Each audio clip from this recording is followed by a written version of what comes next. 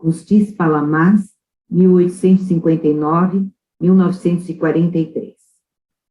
Costis Palamas é considerado um dos mais importantes poetas gregos, com uma significativa contribuição para o desenvolvimento e renovação da poesia grega moderna.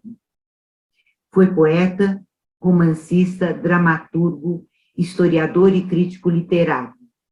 Considerado o poeta nacional da Grécia, Palamas expressou o espírito e a cultura gregos, falando à sua maneira sobre a Grécia e a liberdade.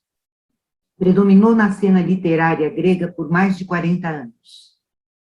Nascido em Patras, em 13 de janeiro de 1859, de pais oriundos de Messolongue, cidade distante a menos de 50 quilômetros de Patras, descendia de família ilustre. Seu bisavô foi o fundador da famosa escola de Palamas de Messolongue e seu avô havia ensinado na Academia Patriarcal de Constantinopla. Sua infância foi marcada por um trágico acontecimento. Aos 6 anos, em um espaço de apenas 2 meses, perde seu pai e sua mãe. Ele e seus irmãos, então, foram acolhidos por seus tios e com eles viveu até os seus 16 anos. Foram tempos de carência e solidão que deixaram profundas marcas no seu psiquismo, como mostram os poemas referentes à sua infância. Entendia ser estigmatizado pelo fato de ser órfão e é relatado que sentia imensa falta de seus pais, com os quais constantemente sonhava em sua infância. Em 1875, muda-se para Atenas, a cidade em que viverá até o fim de sua vida. Matricula-se na Faculdade de Direito, como seu irmão Cristos o fizera anteriormente, mas rapidamente abandona seus estudos para se dedicar à poesia e à leitura. No início da década de 1880, trabalhou como jornalista e crítico literário. Publicou suas primeiras coleções de versos, Canções da Minha Pátria, em 1886. Entre 1897 e 1926, ocupou o cargo de secretário-geral da Universidade de Atenas. Em 1925, recebeu o Prêmio de Excelência em Artes e Letras e, em seguida, viu a criação da Academia de Atenas, da qual tornou-se um dos principais líderes. Em 1930, Palamas recebeu o prestigioso cargo de presidente da Academia de Atenas aos 70 anos. Foi indicado por várias vezes para o Prêmio Nobel de Literatura.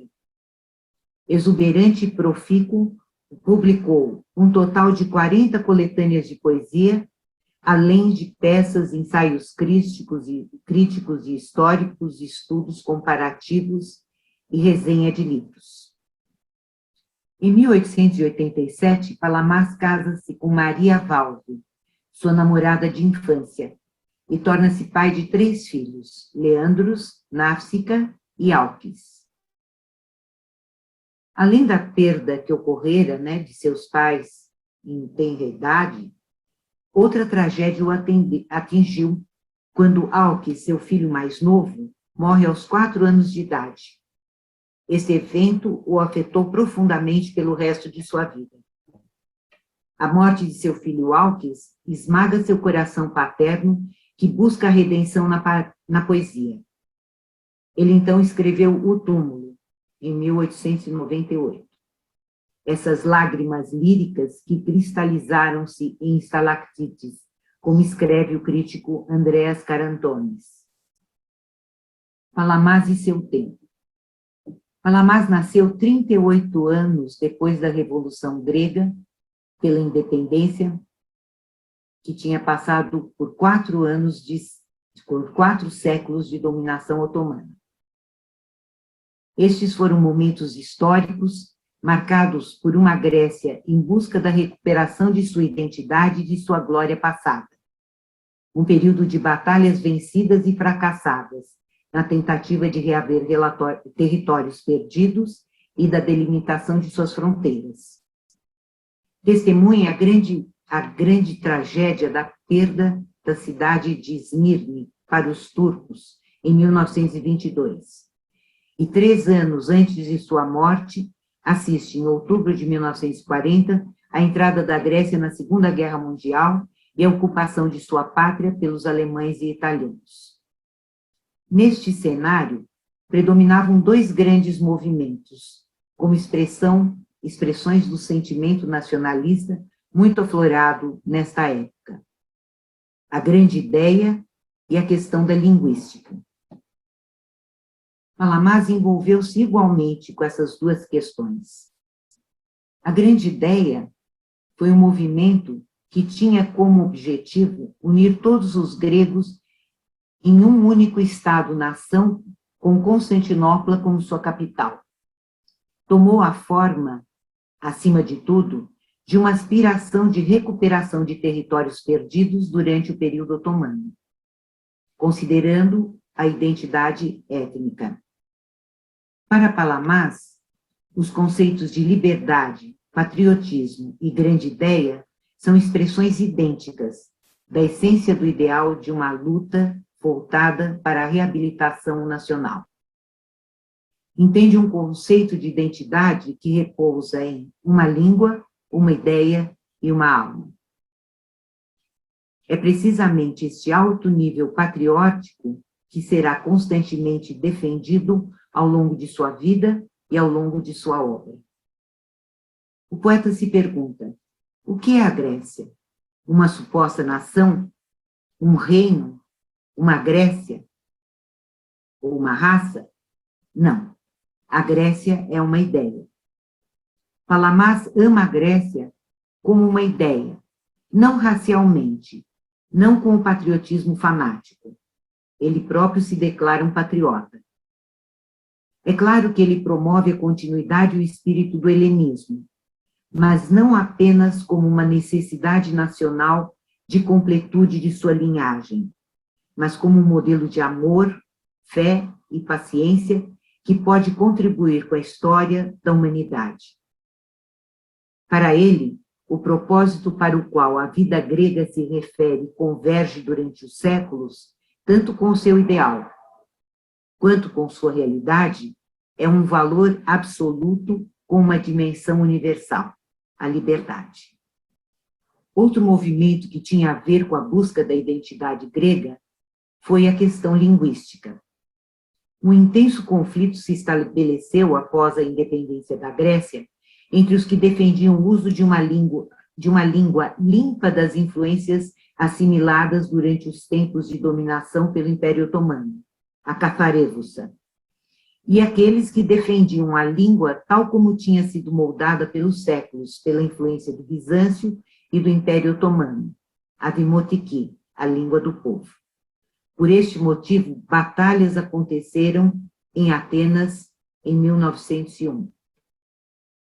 Palamás entendia que a poesia, para ser perpetuada, deveria expressar o indivíduo através da voz do mundo ao qual pertence e através da língua que fala. Acreditava que o purismo da cafarévusa não passava de uma tentativa cega de afogar a tradição viva. Ao defender a linguagem demótica, opôs-se à norma oficial da Universidade de Atenas, na qual ocupava o cargo de secretário-geral.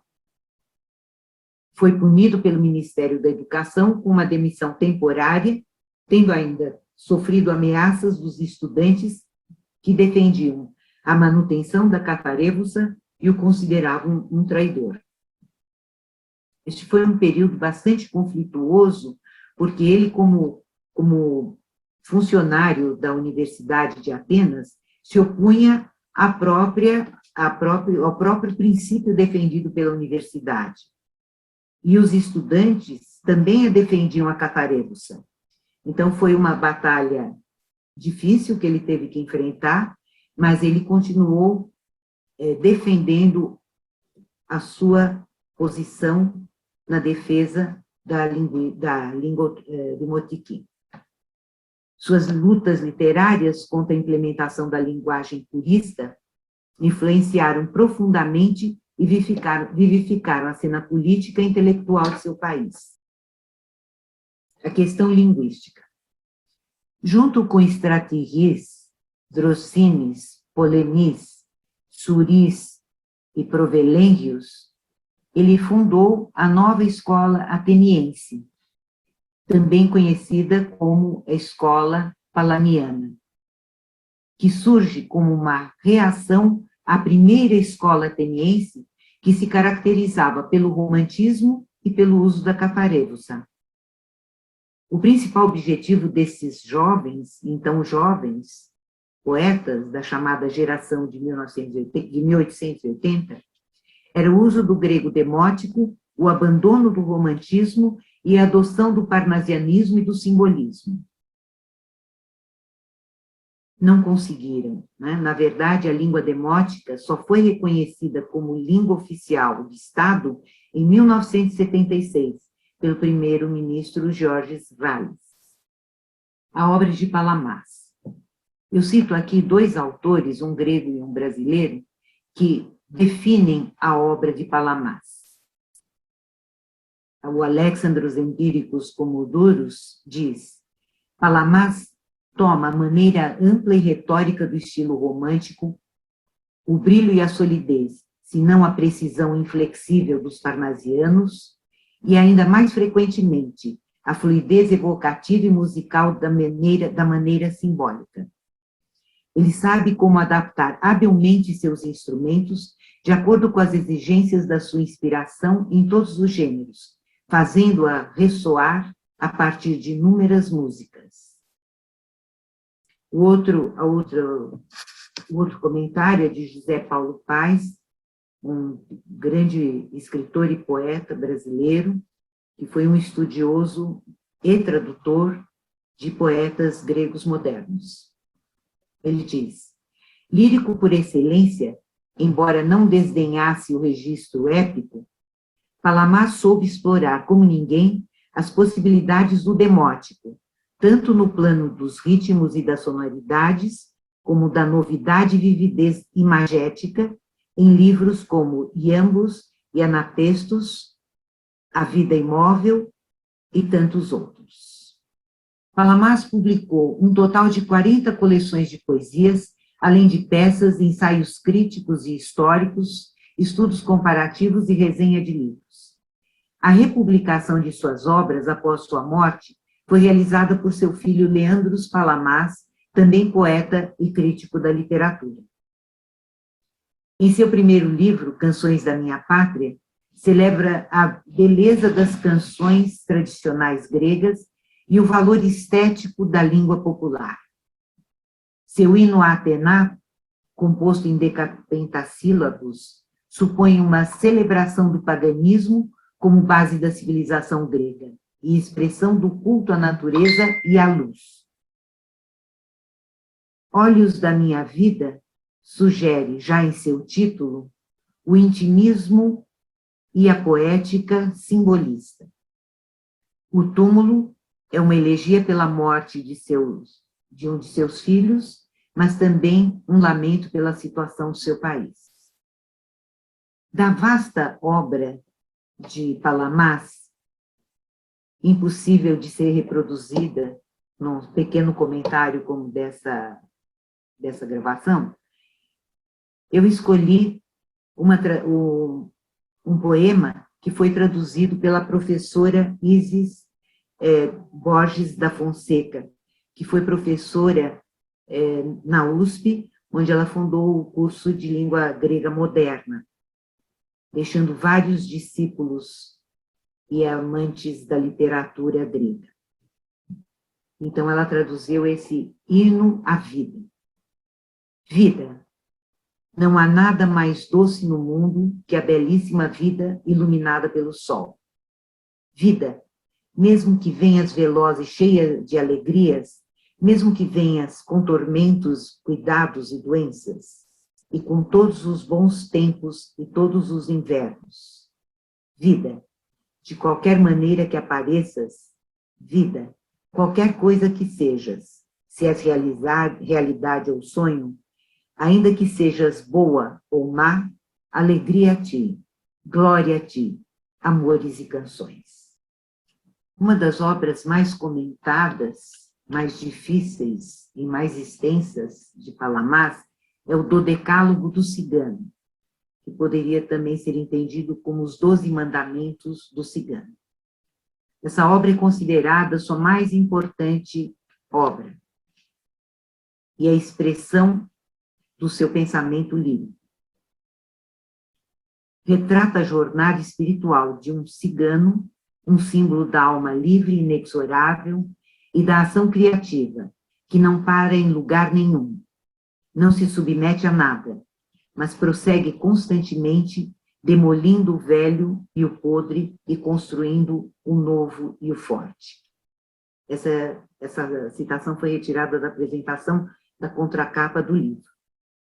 Nessa jornada, esse personagem cigano destruirá e reconstruirá um mundo inteiro. Renunciará ao trabalho, ao amor, à religião, à antiguidade, ao Bizâncio e todas as terras. Mas, ainda, ressuscitará todos eles através da arte, juntamente com a grande quimera da época, a grande ideia. Exaltará seu povo livre, mas cantará um herói e acabará adorando a natureza e a ciência. A outra obra que é muito importante também é A Flauta do Rei, de 1910, que se passa em Bizâncio e narra a jornada de Basílio II para Atenas. Basílio II, que viveu de 958 a 1025. O centro do trabalho é a peregrinação do imperador, fictícia, né? Peregrinação do imperador ao Partenon, que tinha se tornado um templo cristão da Virgem Maria.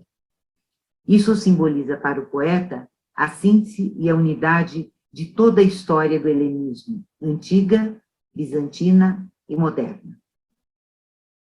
Uma pequeníssima amostra do longo poema, né, estão aqui descritas, né, nesses versos. E ele diz: estão aqui fechados, dentro das tumbas, estão ocultos entre os manuscritos, e que a criação não chore por eles como estivessem mortos. Ó fontes diáfanas do pensamento, ó céus límpidos da arte, os imortais e os belos. São os mestres da verdade, os seguidores da intacta beleza, velhos, fortes, completamente jovens, e sóis que eles te oferecem para que aproveites sempre deles no frescor de um abril, os imortais e os belos. São os Platões, e atrás deles os heróis da ideia, os filósofos, e a virtude com eles diz: sou a valentia. São os Homeros, e atrás deles todos os cantores e todos os criadores do Olimpo, os imortais e os belos. Abandonam sua última pátria, expulsos por um sopro impetuoso, se tornam ciganos e hebreus, mas sempre, ainda que nômades, são vencedores e se convertem em cidadãos do mundo. Em 1896, Halamás, por ocasião dos primeiros Jogos Olímpicos modernos realizados em Atenas, criou a letra do hino olímpico com música de Spyros Samaras. Por decisão do COI, Comitê Olímpico Internacional, em 1958, o hino de Kostis Palamas tornou-se o hino olímpico oficial dos Jogos Olímpicos. O hino diz: Espírito imortal da antiguidade, Criador augusto da verdade, beleza e bondade, desça aqui, apresente-se e irradie sua luz sobre nós, por este campo debaixo deste céu, que primeiro testemunharam sua fama imperecível.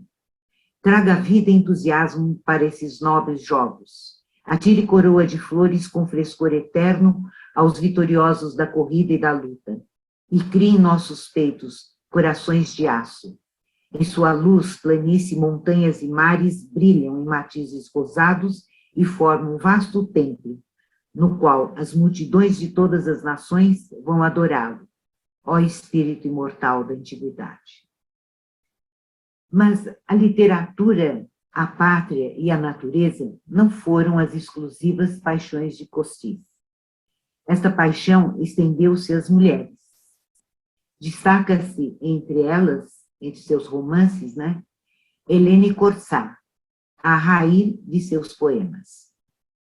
Aos seus 62 anos, no Natal de 1921, Palamas conhece Hélène Corçat, de 20 anos, na casa de seu sobrinho Christos Xanthopoulos, que costumava promover noites literárias. Hélène impressiona o poeta pela sua beleza, cultura e pela sua maturidade. Seus encontros foram frequentes, mas devido à doença de Hélène, ela tinha tuberculose, houve períodos em que os dois não podiam se encontrar.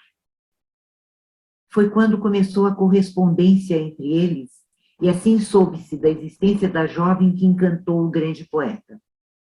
As cartas eram dirigidas a Rahil ou a Cher Clarisse, como ele a chamava. A última carta encontrada é de agosto de 1935. Hélène seguiu seu pai, que era general, e que tinha sido designado para servir ao Egito.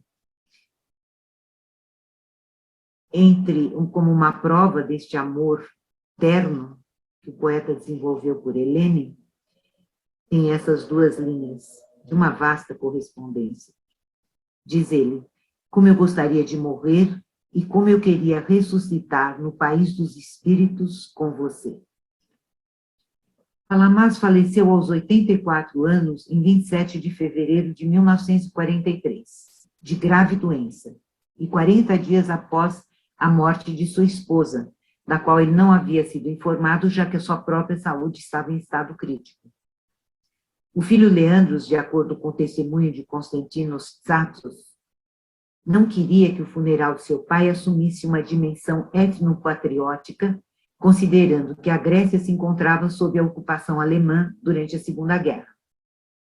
Seu funeral foi histórico, pois diante de oficiais alemães surpresos, milhares de pessoas o acompanharam até a sua última morada no primeiro cemitério de Atenas.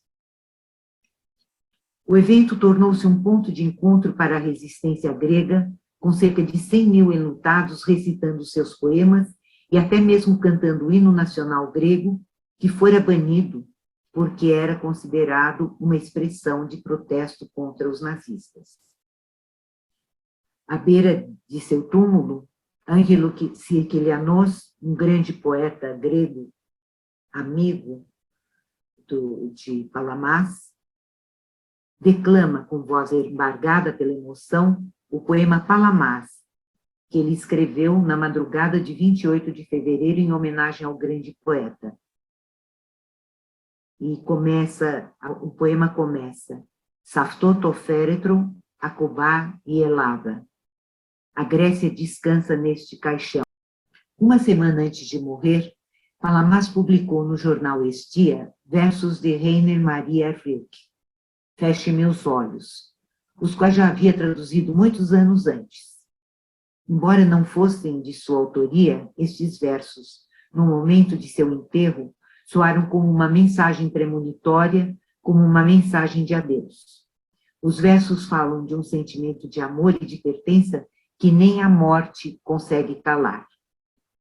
Suas palavras podem ser compreendidas ou interpretadas como uma declaração de amor intenso e perpétuo dedicado a uma pessoa, mas ainda como uma declaração de amor à pátria, um amor que não cessa nem mesmo com a morte. Pode ainda se referir à própria Grécia como resistência à ocupação alemã daquele momento, mas a todos os momentos de dominação da sua história. A Grécia ainda, que ferida, manteve-se viva e lutando por sua liberdade. Ou seja, podemos entender que, embora esse poema não seja de sua autoria, ele foi usado, né, a tradução que ele fez foi usada ou foi publicada num momento e talvez como uma mensagem de despedida e de resistência. Então a poesia diz: tira-me a luz dos olhos, continuarei a ver-te. Tapa-me os ouvidos, continuarei a ouvir-te. E, mesmo sem pés, posso caminhar para ti. E mesmo sem boca, posso chamar por ti. Arranca-me os braços e tocar-te-ei com o meu coração, como se fora com as mãos. Despedaça meu coração, e o meu cérebro baterá. E mesmo que faças do meu cérebro uma fogueira, continuarei a trazer-te no meu sangue. Essa é uma escultura em homenagem a ele, que está no Centro de Cultural Municipal de Atenas. E assim nós terminamos a nossa apresentação. Obrigada por conhecer um pouco mais de Palamás.